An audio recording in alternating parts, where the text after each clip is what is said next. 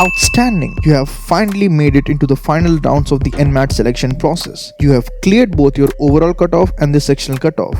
Now it is time to start preparing for the final 3 events.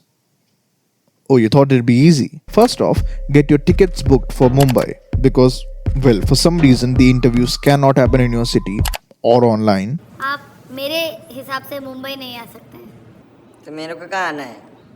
Upon reaching the gate, you will get your seats and they will brief you about the entire process. You will be taken to a computer lab where you will have to write an essay in around 300 words about a random topic, basically like any other written assessment test. Next, you will have to give a test called the Watson-Glaser test. It's confusing, but let me help. There will be 5 sections in the test, all of them MCQs. The question types will be true or false, or choose the most appropriate response. They will give you a very specific set of moral questions to solve, and you will get around half an hour, if I remember correctly, to solve it. I will leave a video link in the comments from where you can prepare for the Watson-Glaser test. If you have made it so far, please consider subscribing, as I will keep coming out with more useful content like this. Finally, you will have your personal interview. Now, the distribution for all the rounds was made very clear to us. 50% for the NMAT exam, 5% for VAT, 10% for personal interview, 20% for Watson-Glaser, 5% for past academics, and 10% for work experience. You kind of need to be a jack of all trades. Interview went on for about 15 to 20 minutes. There were 2 gentlemen taking my interview. Both of them were professors, I assume. One of them was slightly older. The younger one was probably in his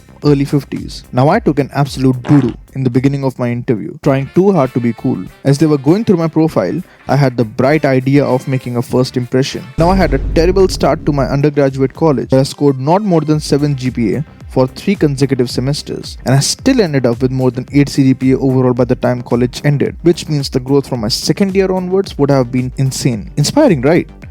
Well, they didn't think so. Their follow-up question was, shouldn't you have performed well from the very beginning? I mean, yeah, but the next best thing, right?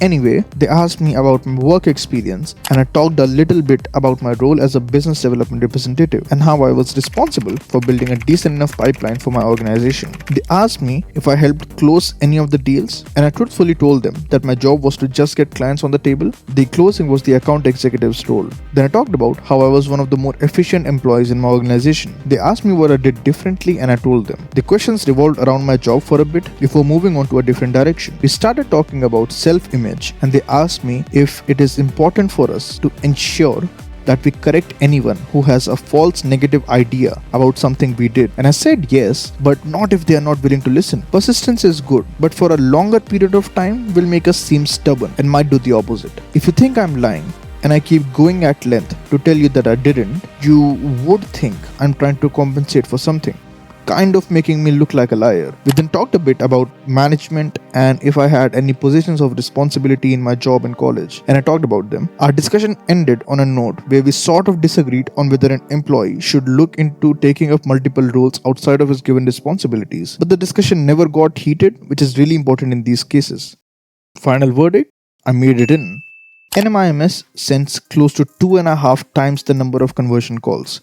So let's say there are 5,000 students who made it to these final rounds, and there will be 600 seats to be filled up. There will be around 1,500 conversion calls sent, which basically means if you are waitlisted, then you are kind of already eliminated because the conversion list will almost never get exhausted. Overall, it's a really fun, slightly expensive and exhausting process. Stay safe. All the best.